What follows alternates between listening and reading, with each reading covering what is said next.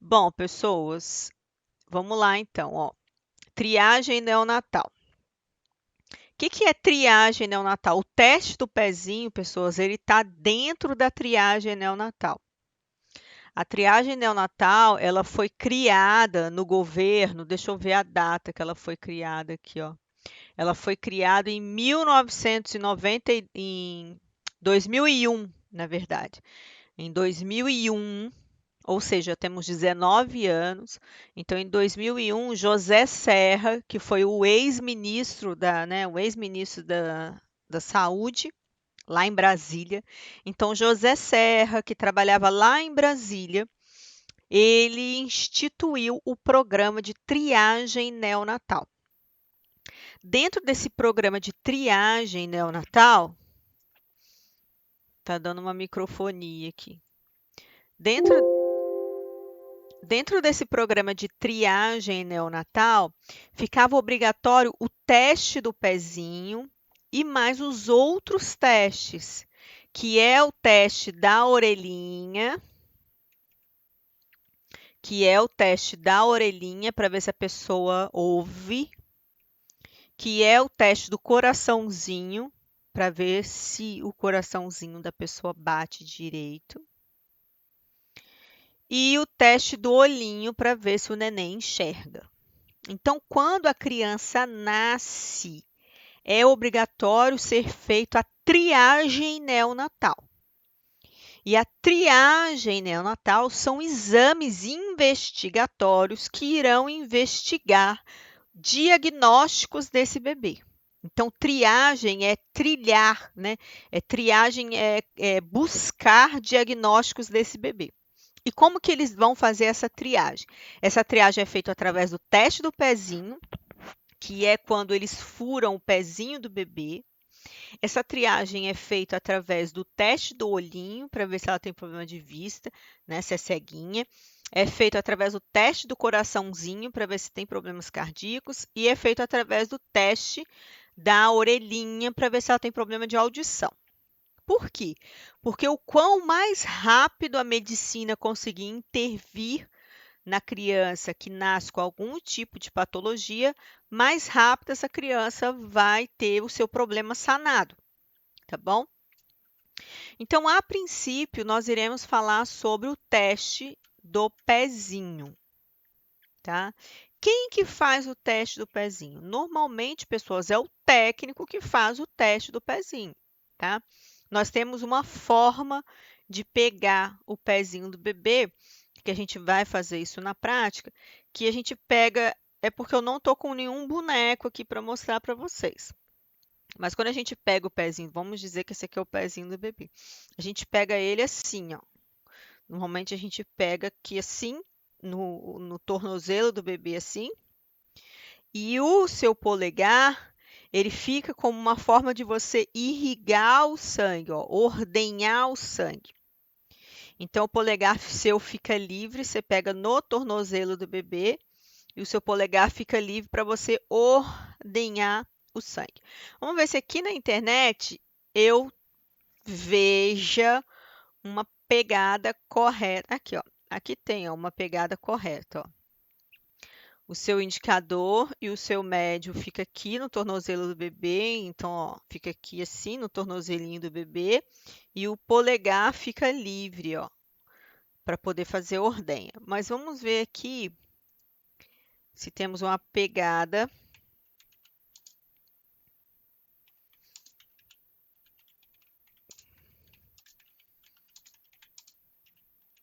Só para vocês verem como é que funciona.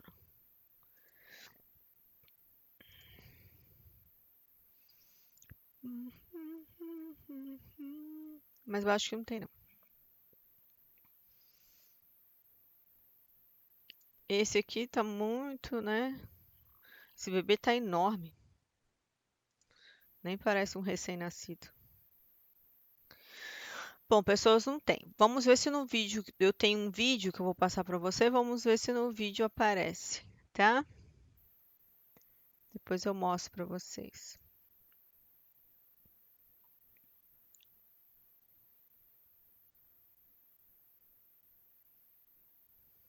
Ó, tá vendo?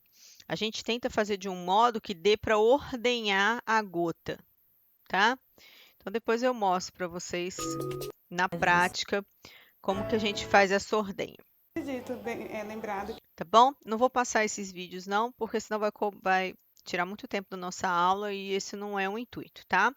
Mas lá na prática eu mostro para vocês como que a gente faz. Pode deixar que eu vou anotar tudo que a gente ainda tem que fazer de prática, porque ainda tem clínica médica também.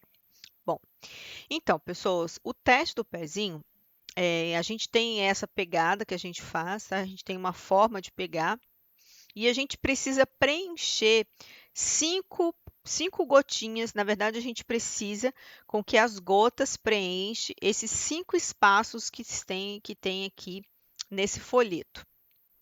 Esse folheto, ele tem uma numeração única, normalmente, e esse papel aqui, ele é chamado papel filtro. Por que papel filtro? Ele é um tipo de papel que quando ele entra em contato com a gota de sangue, ele chupa a gota de sangue. Então, aí facilita a absorção da gota de sangue, tá? Bom, o nome popular, né, do teste do pezinho, ele é chamado popularmente de triagem neonatal, mas a triagem neonatal não é só o teste do pezinho, ela inclui aqueles outros testes. Ele é um teste gratuito. Pessoas, ele é feito no 3º ao 5º dia de vida. Então, o teste do pezinho, o nenenzinho nasceu, e aí, do 3º ao 5º dia de vida, a mãe tem que ser orientada a procurar um posto de saúde.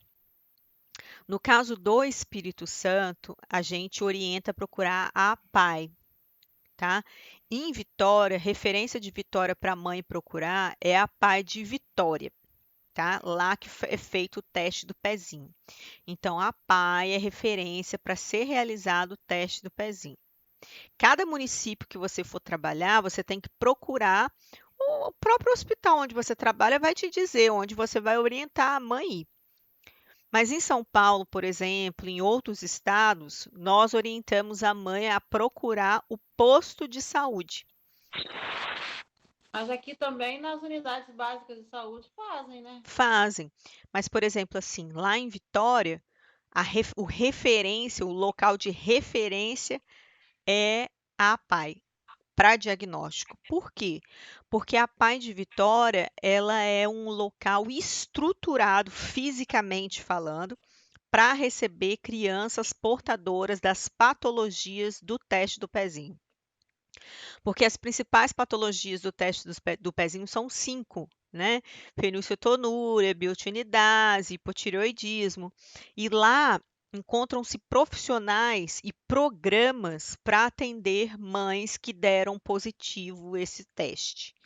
Então, por exemplo, assim, vamos dizer, dar um exemplo. Segunda, quarta e sexta, atende as mães que têm crianças com fenilcetonúria, ensinando receita de dietas para fenilcetonúria.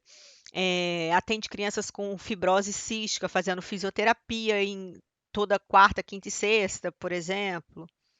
Entendeu?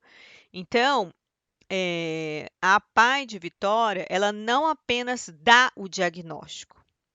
A PAI de Vitória faz o teste, dá o diagnóstico, mas também acolhe as pessoas que foram diagnosticadas com a doença, entendeu?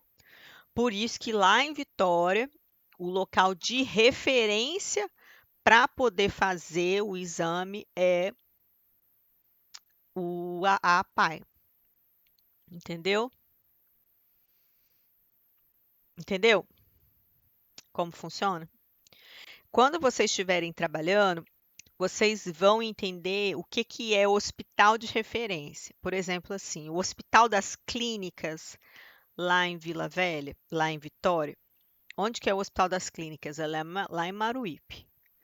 O Hospital das Clínicas em Maruípe, ele é um hospital referência para risco, gravidez de risco, na Grande Vitória, principalmente em Vitória, mas ele é para gravidez de risco na Grande Vitória. Então, se você pegar na Grande Vitória uma gravidez de risco, uma gravidez de hipertenso, diabético, normalmente lá é referência, eles mandam para lá, entendeu? Principalmente em Vitória, porque se for na Grande Vitória, a moça mora lá em Campo Grande, mora aqui na Serra, ninguém vai querer mandar lá para Maruípe. Então, por isso que normalmente é referência só em Vitória. Então, gestantes de risco não são atendidas nos postos de saúde para consulta de pré-natal. As consultas pré-natais vão ser feitas lá em cima, entendeu? Mais ou menos assim que funciona. Então, é hospital de referência. As mulheres lá de Vitória, por exemplo, que são gravidez de risco, não vai ganhar filho, por exemplo, lá na Promatre, lá embaixo, lá em Vitória. Vai ganhar filho lá em cima, lá no Hospital das Clínicas. Por quê? Porque lá é referência para gravidez de risco. Entendeu? Lá a gestante pode ficar internada 6 meses se precisar. Por exemplo, vamos dizer que com 6 meses ela foi diagnosticada com uma hipertensão gravídica, que é pré-eclâmpsia, e ela precise ficar internada lá até parir. Ela vai ficar internada de 6 meses até 9 meses, até parir, entendeu? Então, isso que são referências, entendeu? Hospitais de referências. E quando vocês estiverem trabalhando, vocês vão saber quais são e para onde indicar, entendeu? Então, normalmente os postos de saúde faz. E como que o posto de saúde faz? Normalmente, né, é indicado para a mãe ir lá fazer o teste do pezinho, né, do 3º ao 5º dia.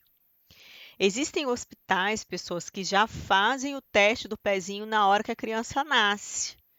Então, a criança nasceu, é feito o teste do pezinho em 48 horas. Então, antes da criança receber a alta, é feito o teste do pezinho no hospital já. E daí, normalmente, ela pode ter que fazer um segundo teste, tá? Para confirmação de diagnóstico, caso o diagnóstico dê alterado. Então, toda vez que um diagnóstico der alterado, a mãe, não necessariamente a criança já é diagnosticada com a doença. Normalmente a mãe tem que fazer um segundo diagnóstico. E em casos, por exemplo, né, lá no Paraná, por exemplo, tem um hospital que faz o teste do pezinho no hospital, mas eles aconselham a mãe fazer de novo fora. E se vocês forem ver, a lanceta para poder furar o pezinho da criança é uma lanceta grossa, ela praticamente quase rasga o pé do bebê. Então, assim, fazer o teste 2 vezes.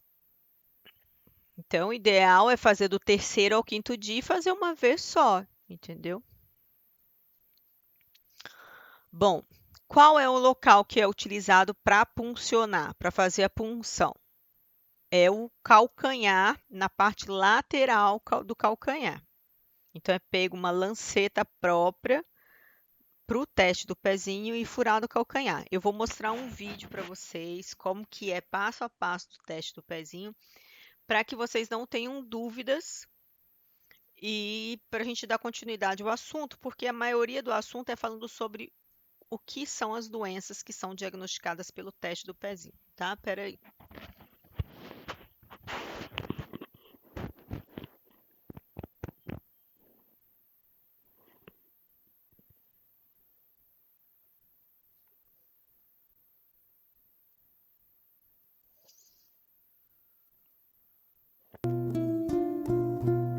O teste do pezinho é um dos protocolos da Rede Mãe Paranaense do Governo do Estado do Paraná. Faz parte do Programa Nacional de Triagem Neonatal. A FEP é o serviço paranaense habilitado pela Secretaria de Estado da Saúde para sua realização em todos os recém-nascidos no Paraná. Logo após o nascimento do bebê, um procedimento simples, obrigatório e gratuito pode fazer toda a diferença ao longo da vida da criança. Trata-se do teste do pezinho, que possibilita diagnosticar algumas doenças graves que podem deixar sequelas irreversíveis quando não tratadas a tempo. O diagnóstico e tratamento precoce, iniciado antes do aparecimento de sintomas, são fundamentais para prevenir a evolução e manifestação clínica dessas doenças.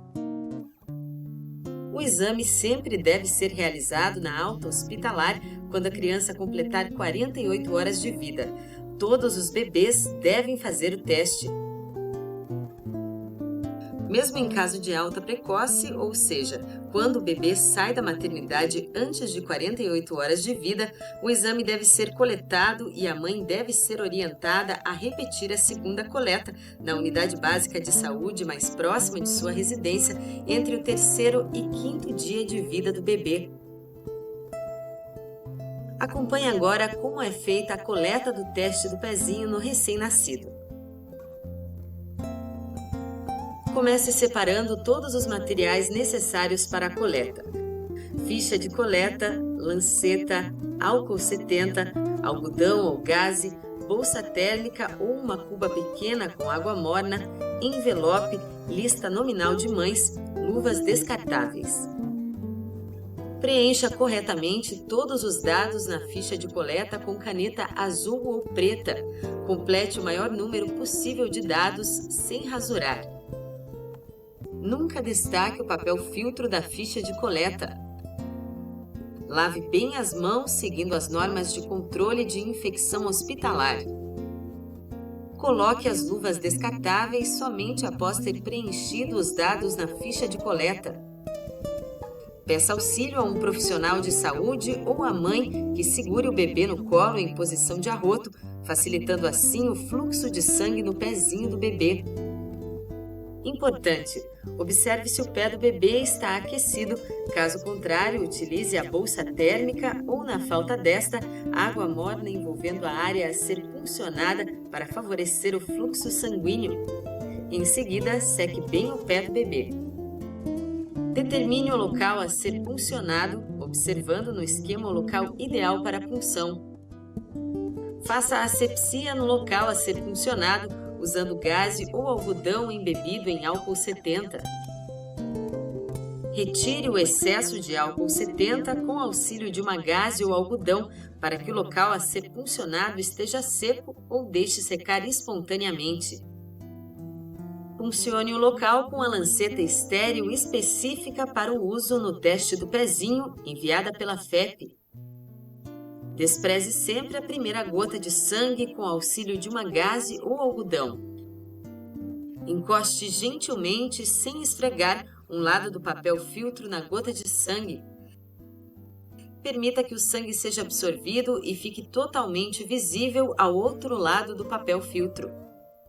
Durante o procedimento de coleta, evite espremer o pé do bebê, o que pode ocasionar hemólise da amostra de sangue e mistura com fluidos tissulares, que inviabiliza a realização dos testes. Terminada a coleta, pressione levemente o local puncionado com gaze ou algodão para conter o sangramento. Não é recomendado o uso de fitas adesivas curativas como micropore, esparadrapo e similares no local da punção. Os materiais utilizados na coleta devem ser descartados, seguindo-se as normas de descarte de material biológico e resíduo infecto-contagioso. Um informativo aos pais que consta da ficha de coleta deve ser destacado e entregue aos pais. Nesse informativo constam orientações de onde, como e quando retirar os resultados dos exames. A mãe do bebê deve ser esclarecida de que o teste do pezinho foi coletado e que o resultado deve ser retirado no prazo de 15 dias no local onde foi realizada a coleta. Ele também pode ser acessado pela internet no site da FEP, www.fep.org.br. Coloque a ficha com o sangue coletado na estante apropriada para secagem por pelo menos 2 horas, longe de fontes emissoras de calor como aquecedores, estufas, ar-condicionado ou luz direta do sol. Depois de secas, mantenha as fichas com o sangue coletado na geladeira, protegidas da umidade em saco plástico fechado ou pote com tampa até o momento do envio diário para a FEP. Preencha todos os campos da lista nominal de mães conferindo as fichas de coleta de sangue que estão sendo encaminhadas para a FEP. Coloque as fichas de coleta do envelope de porte pago junto à lista nominal de mães. As fichas devem ser enviadas para a FEP pelo correio. Não esqueça, o envio deve ser feito todos os dias. Outras informações e dúvidas relativas ao teste do pezinho podem ser consultadas no Manual Técnico de Coleta, disponível no site da FEP, www.fep.org.br. Colete corretamente o teste do pezinho. A garantia de um futuro saudável para os recém-nascidos paranaenses começa por você.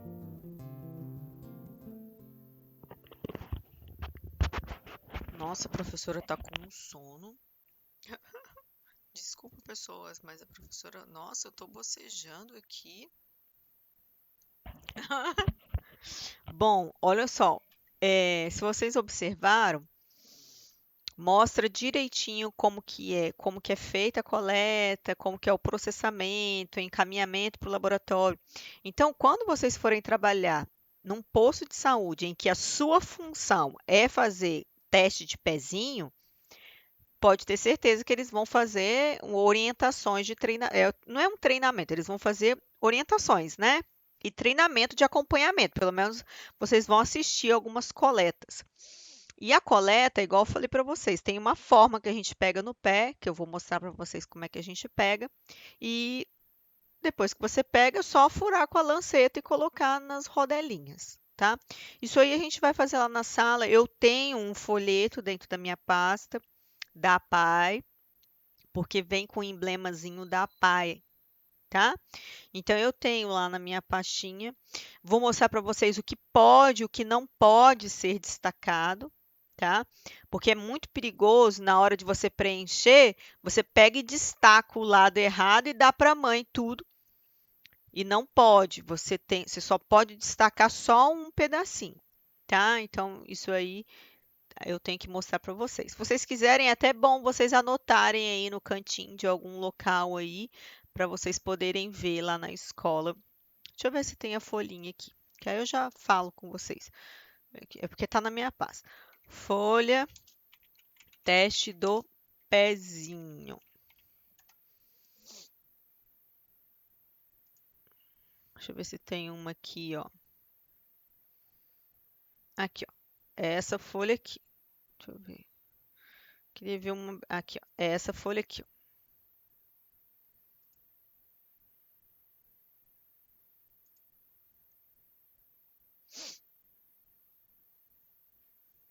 Ó, é essa folha aqui, ó. Tá vendo? Essa aqui é a folha do teste do pezinho. O que você vai entregar para os pais é essa parte aqui, ó. Essa aqui você não destaca. Por quê? Porque a da saúde pública, pessoas, ela tem para destacar aqui também, ó. Essa aqui não tem, mas a da saúde pública tem um destaque aqui também, tá? Deixa eu ver se eu acho. Porque esse aqui não é da saúde pública. Deixa eu ver se esse aqui é. Esse aqui acho que é esse aqui acho que é público. Da prefeitura de não sei que lá, não sei que lá. Tá vendo? Tem um manual. Tá vendo? Fundação Universidade de Mato Grosso, tá vendo? Pessoas têm um manual certinho de preenchimento. Então, essas coisas é sempre bom a gente perguntar, entendeu? Cadê o manual? As coisas não são assim, vai lá e faz do jeito que quiser, entendeu? Então, tem uma explicação. Então, ó, essa aqui são 5 bolinhas. Se vocês observarem bem de pertinho, ó, tem um negócio para destacar aqui também, ó. Opa, aqui, ó, tá vendo? Um destaque aqui, negócio para destacar aqui e um negócio para destacar aqui, ó. Tá vendo? Destacar que eu falo é rasgar. O que que vai acontecer, pessoas? Vocês vão preencher, tem que fazer o preenchimento aqui. Então, antes, né? Normalmente antes de você furar ou mesmo depois, né? O ideal é você preencher antes, porque como é que você vai fazer para preencher o negócio tudo sujo de sangue? Então, você preenche, né, o nome completo do RN, o nome da mãe, endereço, data de nascimento, preenche tudo certinho, tá bom? e vai destacar só essa parte aqui. E vai entregar essa parte para a mãe, porque é com essa parte aqui que a mãe vai colher o resultado depois, tá bom? E essa parte aqui, ela tem que ir junta para o laboratório. Por quê? Porque normalmente ela vai, depois que o laboratório destaca, né? Que eu acredito que essa aqui fica no hospital, tá bom? Então, normalmente isso aqui fica junto e depois o laboratório destaca, tá? Então, e só essa parte aqui que você vai entregar para a mãe. Isso aqui fica tudo junto, tá bom? Só essa parte aqui que você vai entregar para a mãe. Só essa aqui que vai ser destacada, tá bom? E vocês fazem o preenchimento tudinho, ó. Nome do RN, responsável pela coleta, tá bem escrito aqui, ó. Não destaque.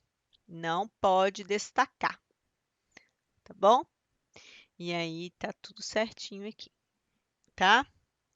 Então, tá escrito tudo aqui. É importante preenchimento completo, tá? Tudo direitinho. Era isso que eu queria passar para vocês, tá bom? Porque sempre tem esses dois destaques. Aqui não pode destacar, só esse lado aqui para entregar para a mãe. Preencham antes e coletem o sangue depois. Coloquem ele na prateleirinha, igual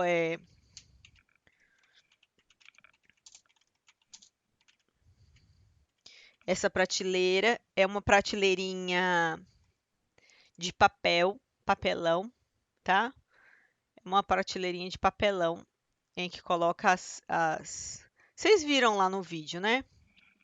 É essa prateleirinha aqui, ó, tá? Coloque lá na prateleirinha para secar, tá bom? Depois que secar, ó, coloca ali no envelope e envie para o laboratório. Caso o hospital onde vocês trabalham não tenha laboratório, né? Aí vocês mandam para um laboratório terceirizado, mas de qualquer forma vocês colocam no laboratório, colocam no envelope, porque o laboratório fica em outro setor, né, pessoas? Olha esse preenchimento, que bonito. Tá vendo? Agora vocês imaginam como que saiu essa gota para ter feito esse borrão aqui. Vocês estão vendo? Sim. Estão, né? Então, pois é, pessoas. Tá? Então façam bonitinho, façam mais limpinho. Mas a lanceta, pessoas, é porque tem a lanceta própria e tem a lanceta tipo bisturi. O que também não pode é isso aqui, ó. Não pode ter também um preenchimento assim, tá? Quando a lanceta é ruim, o preenchimento é assim. Entendeu? Então tem que ser uma lanceta boa, mas também não pode ser uma lanceta também igual um bisturi. Tem uma lanceta, na minha época, a lanceta era lanceta.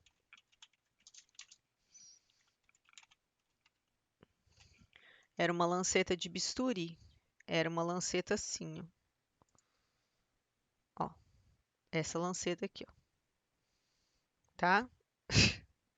Ou seja, né? Muito boa essa lanceta, né, pessoas? Tá? Então era lanceta de bisturi, essa lanceta aqui, ó. Tá? Era lanceta de bisturi. Não tinha essas coisinhas bonitinhas, assim, não. Era feito, isso aqui era feito com agulha, né?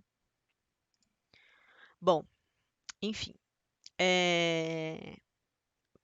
A gente vai puncionar essa região aqui quando a gente faz também a glicemia do bebê. A gente não faz no dedinho do bebê, a gente faz nessa parte também, porque é uma parte cheia de irrigação sanguínea, tá? Vocês conseguiram entender como é que é feita a coleta, né? Então, no teste, o sangue ele é coletado em um papel filtro, como eu falei, é um papel especial que ele absorve o sangue do bebê. As amostras, né, obtidas são secas e posteriormente enviadas para serem processadas no laboratório, para o laboratório verificar os exames, né? Então, ela é colocada naquela haste que eu mostrei para vocês, secas e depois colocadas no envelope, junto com uma lista de todas as mães que estão indo com o envelope. Então, vocês preencham tudo isso aqui, faz a coleta do sangue e vem uma lista que vocês vão preenchendo todas as mães que vocês coletaram naquele dia, que vai também junto com o envelope, tá? Então, em uma versão mais simples, lá na década de 70, em 1970, só tinha duas doenças, que era a fenilcetonúria e o hipotireoidismo. A fenilcetonúria, pessoas, é um tipo de doença em que a criança tem problema para se alimentar. Ela não consegue beber o leite da mãe, gera uma doença nela relacionada ao leite da mãe. E o hipotireoidismo são aqueles bebezinhos que nascem molengo assim, todo fraquinho, não chora, todo molenguinho, tipo o hipotireoidismo adulto, né? O hipotireoidismo adulto são aquelas pessoas que andam, parece que está carregando 50 quilos nas costas. E o hipotireoidismo congênito é parecido, então o sistema nervoso da criança é muito fraco, tá? Ambas, se tratadas a tempo, né, elas evitam deficiência mental severa.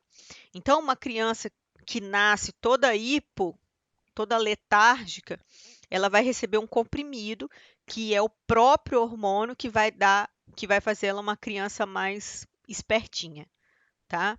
Então, ela recebe esse comprimido desde o período que ela nasce, podendo receber esse comprimido a vida inteira.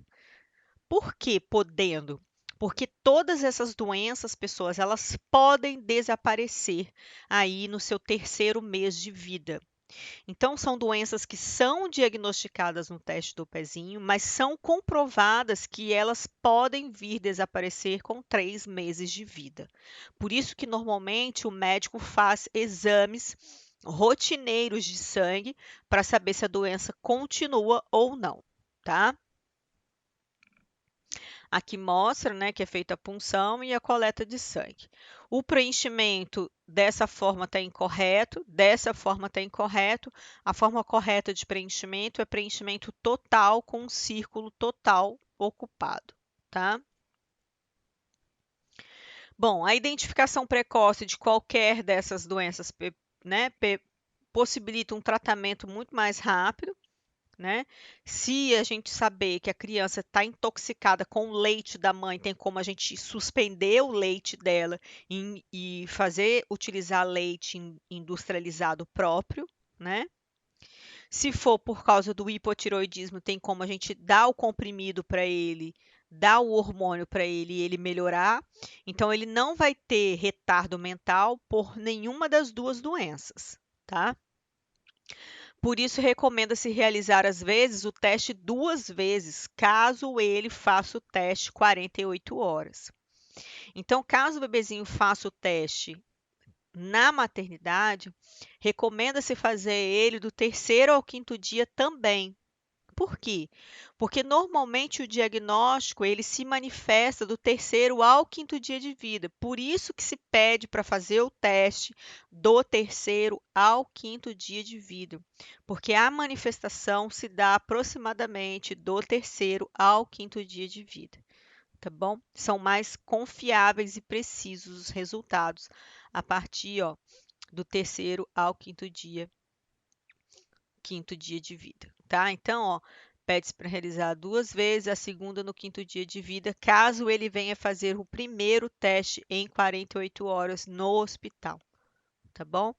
Só que qual que é o normal, pessoas? O normal, pessoas, o teste ser feito uma única vez do terceiro ao quinto dia de vida.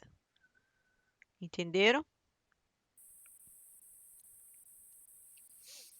Bom, a partir desse dia, é importante que toda mãe leve seu filho para fazer o exame. Assim, o tratamento será mais eficaz. Por meio de uma lei federal, ou seja, uma lei nacional, tornou-se obrigatório, né, que todas as crianças fizessem o teste do pezinho. E em 2001 criou-se a triagem neonatal, que além do teste do pezinho, tem o teste da orelhinha, do ouvidinho e do coraçãozinho, tá? Devendo esses ser feitos antes mesmo da criança receber alta no hospital. Por isso que alguns hospitais fazem o teste do pezinho intra-hospitalar, porque foi decretado pelo ex-ministro José Serra que deveria ser feito antes de alta hospitalar. Porém, ele é mais confiável do 3º ao 5º dia de vida. Atualmente, existe uma versão ampliada de 30 doenças, pessoas. O governo só faz 5, tá? Mas existe uma versão em que você paga, porque o teste do pezinho ele é gratuito.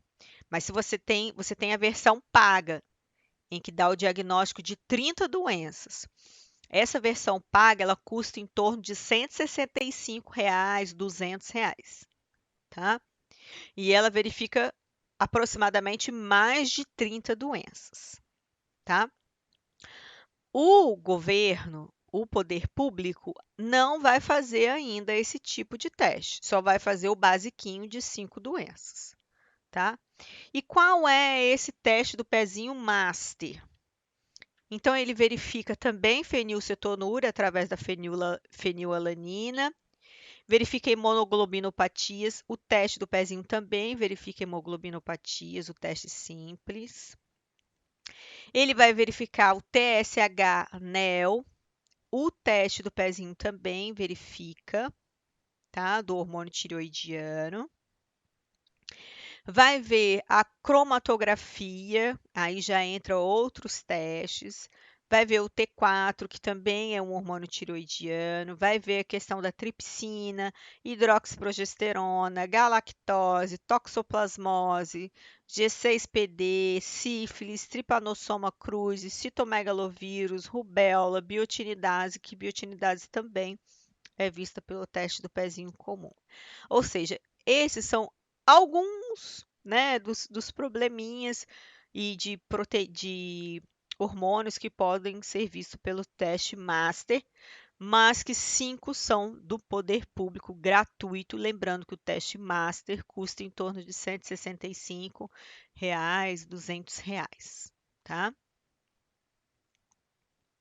Agora eu vou falar para vocês das 5 doenças relacionadas ao teste do pezinho. Então, quais são as 5 doenças relacionadas ao teste do pezinho? Nós temos a fenilcetonúria. Fenilcetonúria, eu vou explicar para vocês o que é. Eu vou usar o pente para mostrar para vocês o que significa a fenilcetonúria. Então, vamos dizer que a gente tem aqui o estômago do bebê.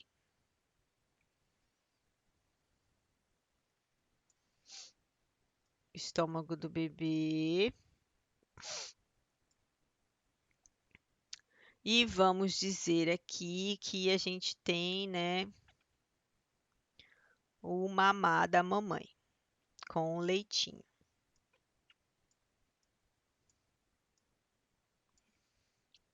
E aqui a corrente sanguínea que foi absorvida aqui no intestino do bebê. Então, vamos dizer, pessoas, que esse bebezinho, né, ele engoliu o mamar da mamãe. Ele tomou o leitinho da mamãe. Na hora que ele tomou o leitinho da mãe dele, esse leite passou pelo sistema digestivo e na hora que chegou aqui no sistema digestivo, o leite possui uma proteína chamada fenilalanina, tá? Então o leite contém uma proteína chamada fenilalanina. Algumas pessoas também chamam de fenilalanina, tá? Mas vem de fenilalanina, porque é a junção do fenil mais a alanina quimicamente falando, tá? Então, o leite humano, leite, ovos, derivados, carne, a soja, tudo, assim, em geral, quase tudo tem a proteína fenilalanina. Então, quando o bebezinho ali começou a mamar, vamos voltar lá. Então, quando o bebezinho começou a mamar, aqui no leite tem a proteína fenilalanina. E aí, o estômago, o intestino dele começou a absorver a fenilalanina aí no sangue. Essa proteína foi para o sangue. Só que, pessoas, esse bebezinho, ele não tem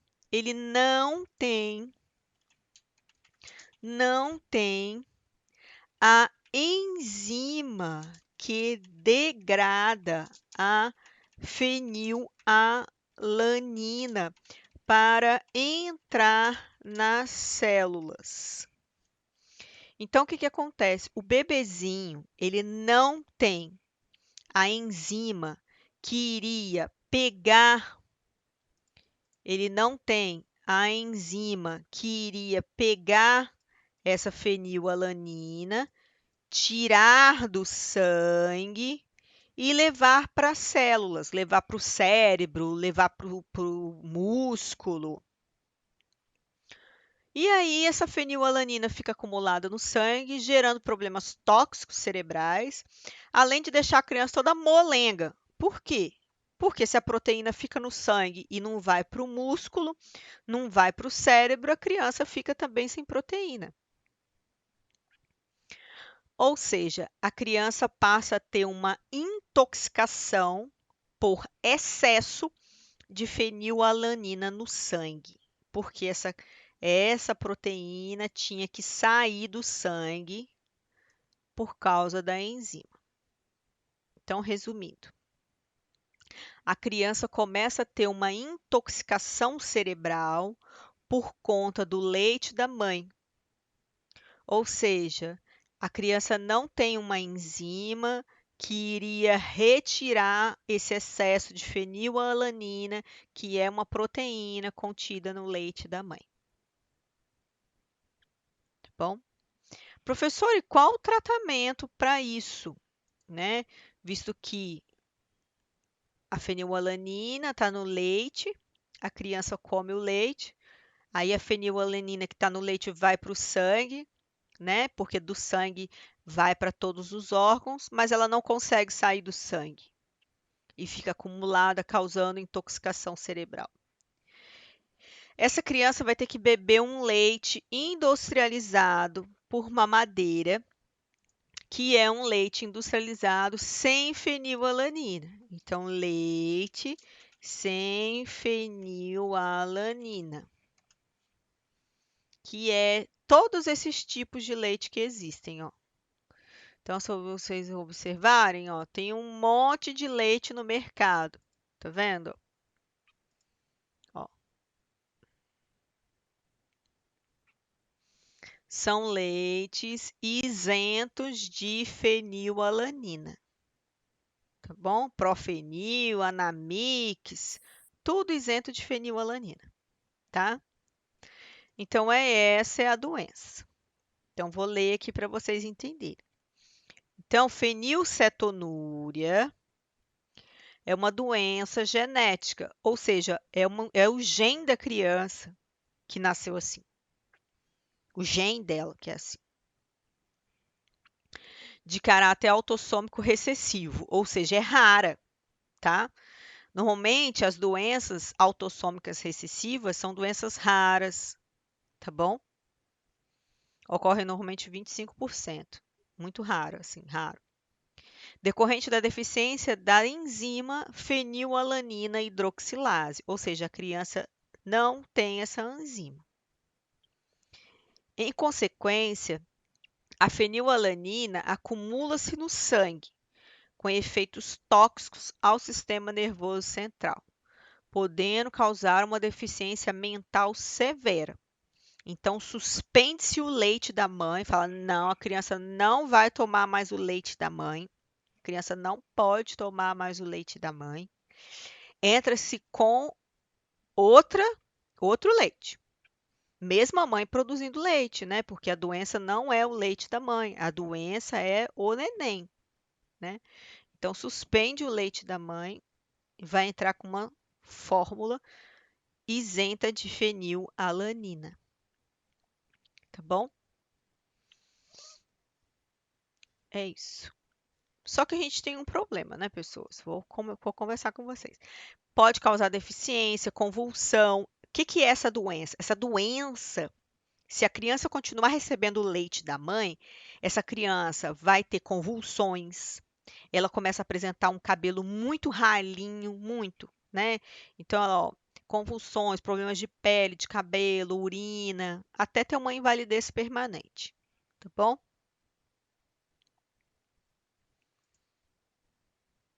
O tratamento é um controle alimentar normalmente o resto da vida, dependendo, como eu falei com vocês.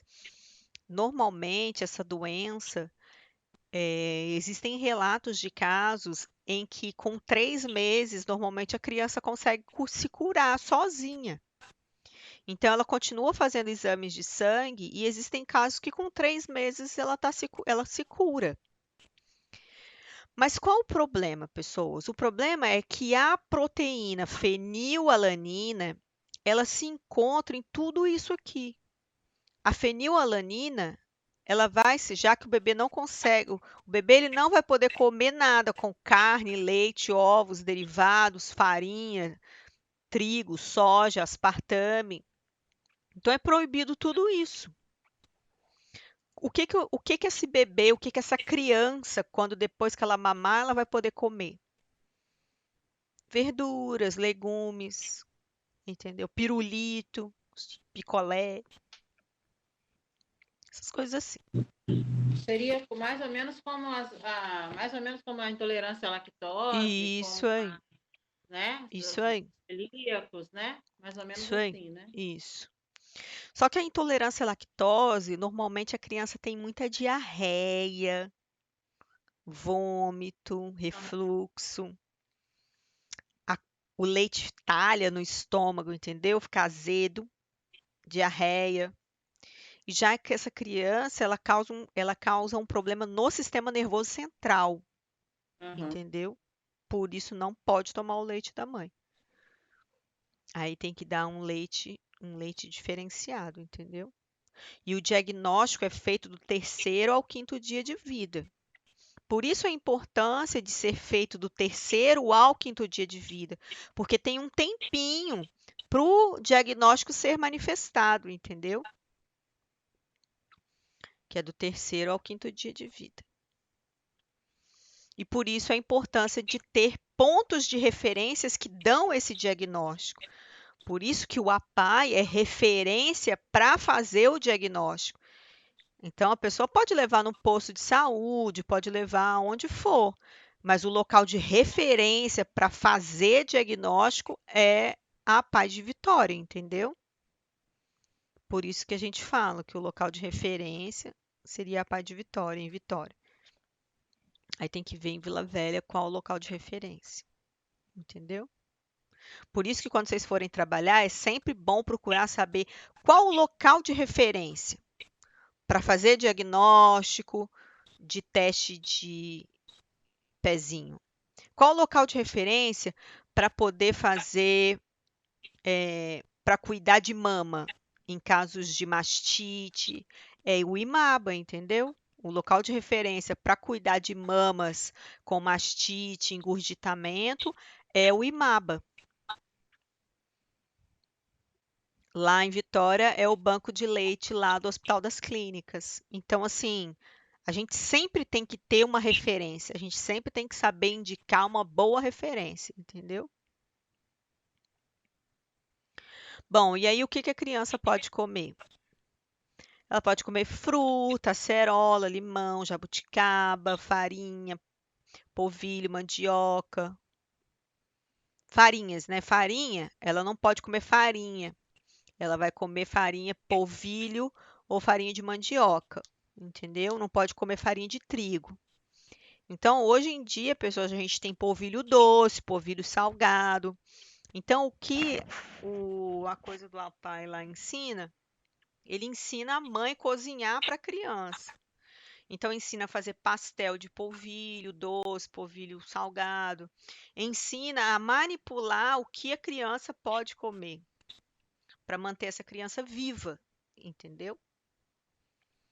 Então, eles têm um trabalho bem assim, de acompanhar mesmo a vivência dessa criança, entendeu? Ficar no pé da mãe mesmo, para ver se a criança está mantendo essa criança viva e alimentada da forma correta.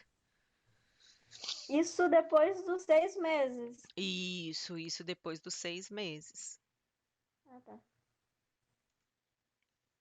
Bom, e o hipotireoidismo congênito?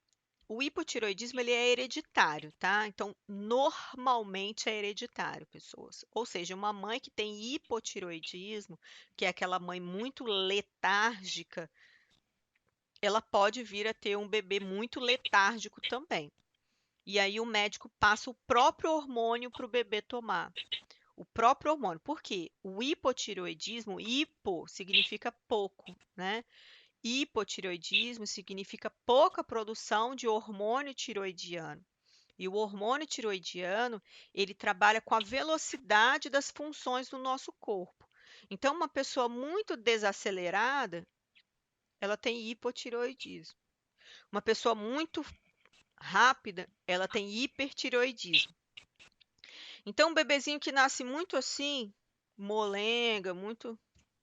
E você observa que a mãe também é assim, que a mãe não faz nada, obesa, edema de face, né? Parece que está carregando 50 quilos nas costas. Então, você observa que o bebezinho tem características também de hipotireoidismo, então ele é dado hormôniozinho para ele também, tá bom? E aí esse hormônio vai fazer com que ele fique um bebezinho mais espertinho e se desenvolva um bebezinho mais espertinho e não tenha problemas neurológicos e neurológicos em todos os sentidos, tá? Neuroesquelético, né, neuromuscular, em todos esses sentidos, tá? A deficiência, no caso do hipotireoidismo, ele também pode ter problemas de letargia muito severa, podendo levar também a convulsões. O tratamento é o uso do hormônio, tá? Mas como eu falei, tem que ter acompanhamento, porque todas essas doenças, a partir de 3 meses de idade, aí pode ser com que as crianças não venham a apresentar mais a doença, tá? A biotinidase, essa doença a gente só teve um caso aqui no estado, né? Segundo há 2 anos atrás, segundo dados, né, de há 2 anos atrás, só teve um caso de biotinidase aqui no estado. A biotinidase é uma vitamina chamada biotina, tá? Então, a biotinidase é uma deficiência dessa vitamina, chamada vitamina biotina. E a biotina, ela é muito importante, é uma vitamina, a criança não consegue absorver essa vitamina na comida. Então, por exemplo, assim, a biotina ela é muito importante assim para pele, para cabelo, para estrutura muscular, óssea, sistema nervoso. Então a criança come a biotina, ela come através da comida, né? Então, por exemplo, assim, a criança ela até ingere, vou botar um estômagozinho aqui. A criança, ela até come a comida, entendeu? Ela come a vitamina, mas a vitamina não vai para o sangue. Ela não consegue degradar a vitamina para a vitamina ser absorvida. Então, a vitamina precisa ser injetada. Na verdade, precisa ser eh, ingerida de forma pronta, em vez de ser degradada. Então, normalmente a criança tem que tomar a vitamina já pronta de biotina para fortalecimento do sistema nervoso e do sistema muscular, entendeu? É chamada biotinidase. Normalmente são crianças fraquinhas, que apresentam musculatura fraquinha, sistema nervoso fraco, né? Pele fraca, cabelo muito fraquinho, né? Então, normalmente essas crianças vão receber diretamente a vitamina pronta. Então, ó, quando a enzima biotinidase não funciona, ou seja, quando ela tem atividade deficiente, a liberação da biotina também é prejudicada, ou seja, a biotina não consegue ser liberada dos alimentos, tá? A vitamina não consegue ser liberada dos alimentos, por isso o organismo fica prejudicado. Então a criança vai ter graves problemas de desenvolvimento. E daí a criança já toma a biotina pronta. O tratamento é a vitamina pronta, que normalmente a criança toma 10 miligramas por dia da vitamina pronta, tá? E nós temos um outro caso que seriam, mas hoje a biotina, pessoas, vou mostrar aqui para vocês. Se eu não me engano, é tomado em comprimido. Muita gente toma, tá vendo? Olha, muita gente toma biotina, tá vendo? Tá? Para fortificação de cabelo, pele, unha, tá vendo? Ó? Cabelo, pele, tá bom? Voltando aqui então. E aqui no estado a gente teve um caso só, tá? Porque eu assisti uma palestra tem 2 anos atrás, eu assisti uma palestra de doenças raras e biotinidase, tudo isso é doença rara, tá? Bom, e existem as hemoglobinopatias. O que seriam hemoglobinopatias? O nome já diz. Hemo significa sangue, hemoglobino, né? Hemoglobina significa a proteína do sangue. Hemoglobinopatias são patologias relacionadas às hemácias do sangue, tá? Então, são bebezinhos que normalmente nascem com problemas relacionados ao sangue. Então, se refere a doenças relacionadas à hemácia, tá? E ele nasce como, pessoas? Com uma anemia severa, né? Então, são as chamadas hemoglobinopatias. Normalmente, o bebezinho nasce com alguma anemia severa, tá? Então, quando ela tem uma estrutura alterada, quando a hemácia tem uma estrutura alterada, né? Como exemplo, a gente tem as anemias falciformes. As anemias falciformes normalmente acontece em negro. Anemia falciforme normalmente acontece em negros, pessoas. Então, ó, anemia falciforme é um tipo de anemia em que ocorre um defeito nas hemácias e normalmente acomete negros, tá? A gente tem a talassemia, que é um tipo de anemia que acomete asiáticos, tá? Então, a talassemia tá vendo? É um distúrbio, a hemácia ela nasce num padrão diferente, mas acomete asiáticos. E a anemia falciforme é uma anemia que acomete negros, tá? Então, são chamadas hemoglobinopatias. A gente tem grandes grupos. Doença anemia falciforme, que normalmente acomete, é uma anemia de negros. E nós temos as talassemias, que normalmente é uma anemia característica de asiáticos, tá? E ambas é por uma má formação aí nas hemácias, tá bom? Essa criança vai se apresentar como? Com problemas de anemia, pessoas, tá? Em alguns casos mais graves, vai ser necessário transfusão de sangue e tal. Em outros, só complementação de ácido fólico, né, sulfato ferroso. Isso vai depender do quadro clínico do bebezinho. Então, quanto antes a medicina intervir, melhor, né, para poder tratar a questão sanguínea do bebê, tá? Por isso a necessidade da triagem neonatal, de serem feitos os exames do teste do pezinho, porque através do exame do teste do pezinho a gente consegue diagnosticar 5 doenças. Uma aí importante relacionada à alimentação do bebê, outra, né, relacionada ao sistema neurológico, relacionada ao hipotireoidismo, outra deficiência de vitamina, né, que é a biotinidase, as hemoglobinopatias, tá bom? E a gente vai falar uma sobre o sistema respiratório, que é a fibrose cística, tá? Então, o tratamento, né, apesar de não ter cura, vai ser tratamento de anemia mesmo, tá? E prevenções hemolíticas, que são prevenções de quebras de hemácias. Outra que a gente vai falar agora aqui seria a fibrose cística, que é relacionada a problemas respiratórios e diarreicos. Então, se vocês observarem, a gente elenca quase todos os sistemas em um único teste, que é o teste do pezinho, tá? Então, ó, a gente viu aí o primeiro, tá? Que é a fenilcetonúria, biotinidase, hemoglobinopatias e essa fibrose cística que eu vou falar com vocês. O que que é fibrose cística, pessoas? Fibrose cística é um bebezinho que produz muita secreção.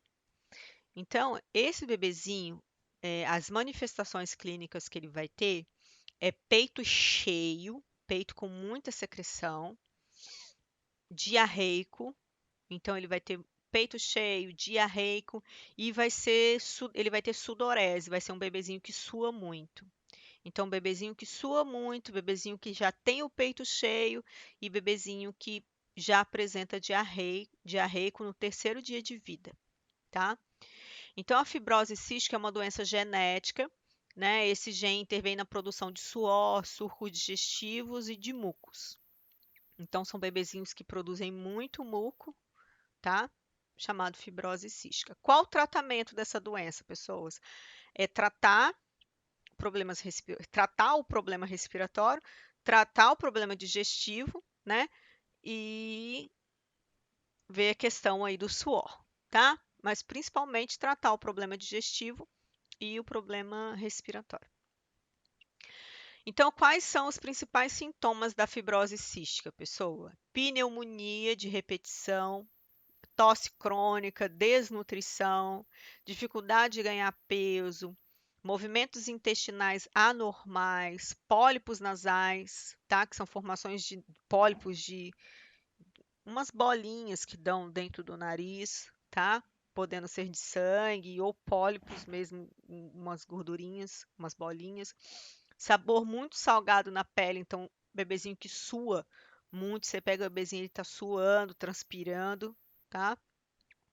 Alongamento dos dedos, os dedos ficam roxos com facilidade e alongamentos assim arredondados, que é o que a gente chama de baqueteamento de dedos, tá? O médico vai fazer o teste do suor nele, tá? Para verificar o nível de cloro desse bebê aí, tá bom? Pessoas, de forma geral, qual o tratamento? Ingestão de enzimas digestivas para as alimentações. Então, o médico vai, né, trabalhar a questão digestiva dessa criança, algum regulador intestinal, né, principalmente por causa da questão diarreica. Vai trabalhar com antibióticos, vai trabalhar um suporte nutricional, porque essa criança tem problema de desnutrição. Vai trabalhar com broncodilatadores, porque essa criança tem problema respiratório. Vai trabalhar com fisioterapia respiratória. Vai trabalhar com anti-inflamatórios, atividade física relacionada à expansão respiratória e acompanhamento multidisciplinar frequente, né? Por quê? Porque essa criança nasceu com uma doença, né, rara chamada fibrose cística, relacionado aí a um excesso na produção tanto de problemas respiratórios quanto problema de desnutrição, problemas aí digestivos, pessoas. Tá bom? Então, o teste do pezinho ele serve para fazer esses diagnósticos. Tá bom? Bom, dentro da triagem neonatal, existe também o teste da orelhinha, né, que o médico coloca ali no ouvidinho, fone no ouvidinho da criança, e a criança, ela normalmente é feito com o olhinho dele fechado, tá? E é bonitinho porque quando ele ouve, o olhinho faz uns movimentos assim, né, de reflexo, né, de movimentação de reflexo de que está escutando. Mas ele responde, né, pelo aparelho, ele capta o som e dá uma resposta, tá bom? É feito somente pelo fonoaudiólogo. Tá bom? E é feito com o neném dormindo, tá? O teste do coraçãozinho também é um outro teste, é um teste que é feito com uma bracedeirinha assim, verifica a porcentagem de oxigênio e a pulsação periférica do bebê. Então, verifica o pulso periférico do bebê e a saturação do bebê. Então, se o bebê ele tem algum problema cardíaco e respiratório, já dá um parâmetro para nós. Por quê? Porque se ele tem problema cardíaco, a pulsação dele, vou mostrar aqui para vocês, né? Só o monitor aqui.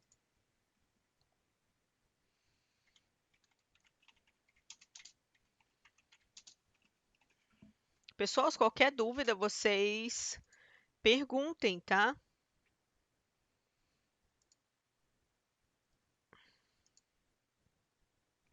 Aqui, pessoas, é feito no monitor, tá vendo? Então, a gente coloca no pezinho dele, a braçadeirinha no pezinho, assim, ó. Pode ser feito assim, no aparelhinho assim, e pode ser feito assim também nesse monitor, tá?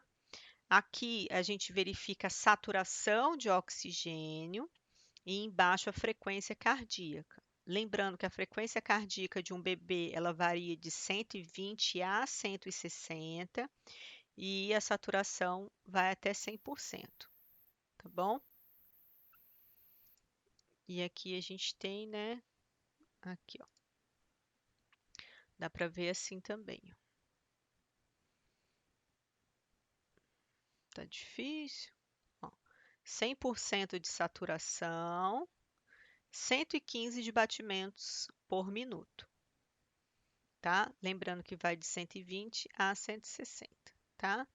Quanto mais a termo, quanto mais no tempo, ele fica mais próximo de 120. Pode perguntar, alguém quer perguntar alguma coisa? Esses exames aí são feitos na maternidade? Isso, na maternidade. Assim que ele nasce, é chamado triagem neonatal. Por que que tem que ser feito? Porque através dele, vamos dizer que, por exemplo, aqui eu tenho um taquicárdio ou um bradicárdio. Vamos dizer que aqui esteja 70 batimentos por minuto. Eu já sei que ele tem problema cardíaco. Então, tem como o médico programar uma cirurgia para esse bebê. Entendeu? Vamos dizer que a saturação aqui dê muito baixa. Então, eu sei que esse bebê está com algum problema respiratório grave, de má formação, entendeu? Ou seja, o coração dele é mal formado, ou o pulmão dele é mal formado. Então, eu já tenho como programar uma cirurgia cardíaca, entendeu? Por isso que precisa fazer um teste do coraçãozinho. É tudo triagem, a triagem neonatal é pelo José Serra desde lá de 2001. Foi solicitado que seja feita 48 horas. Então, foi solicitado que seja feito tudo antes de receber a alta do hospital. Esse teste aqui, pessoas, que é o teste da orelhinha, às vezes não dá para fazer em hospital, porque às vezes o hospital não tem esse aparelho e não tem o fonoaudiólogo. Por quê? Porque esse teste da orelhinha, ele é uma especialidade só do fonoaudiólogo. Ou seja, o teste da orelhinha, ele só pode ser feito pelo fonoaudiólogo, não pode ser feito por outro médico, tá? Esse teste aqui é um teste simples, é um oxímetro de pulso, que qualquer pessoa lê. O médico pode. Por que que é o médico que faz a leitura? Porque o médico sabe a intenção do oxímetro. A intenção do teste do coraçãozinho é que se der o coração der bradicárdio, significa que o bebezinho tem um coração problemático. Então, a gente vai fazer uns exames mais precisos. Se esse teste do coraçãozinho, que é só com oxímetro, ele der alterado, aí serão feitos exames mais precisos. Será feito um ultrassom cardíaco, entendeu? Serão feitos exames mais fidedignos, vamos dizer assim, entendeu?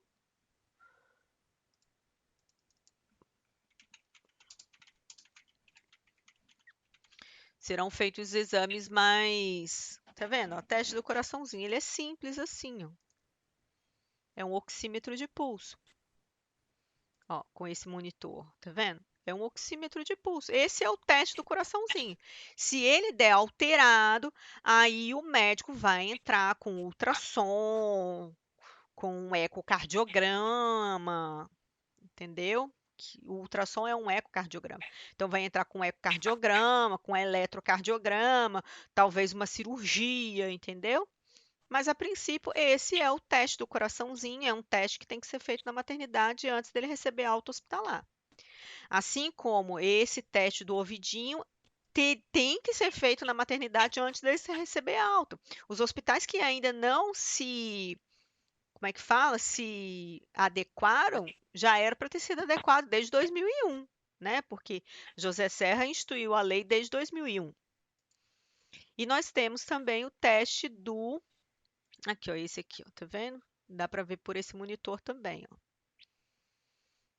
96, saturação, 139 batimentos por minuto. E nós temos o teste do olhinho. Esse teste do olhinho é feito na hora que o bebê nasce. Entendeu? Então, são testes que fazem parte da triagem neonatal, que devem ser feitos 24 horas antes do bebezinho receber alta. Tá bom? Este teste pode ser feito pelo médico comum, pediátrico, esse teste pelo médico comum, pediátrico, e esse aqui pelo fonoaudiólogo, tá? Porque foi uma briga deles que eu falo assim, foi uma exigência que fosse feito por eles, entendeu? Por um especialista. Aqui veio mostrar para vocês, o teste da orelhinha, teste da orelhinha.